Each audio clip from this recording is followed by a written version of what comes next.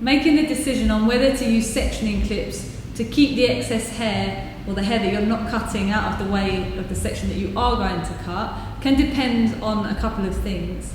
If the hair, once you've combed it out of the way, stays close to the head and it's falling away from the section of hair to be cut, it's not always necessary to clip the hair with the sectioning clips. As you can see here, I can easily pick the hair up to be cut without affecting the hair I'm not cutting either side.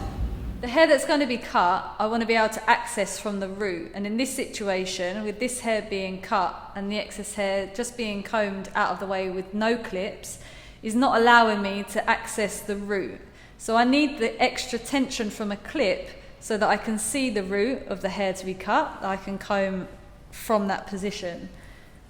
So I create tension and then I pop the clip in, and that enables that hair that's not being cut to sit out of the way of the root, and I can access that when I cut the hair of the section to be cut.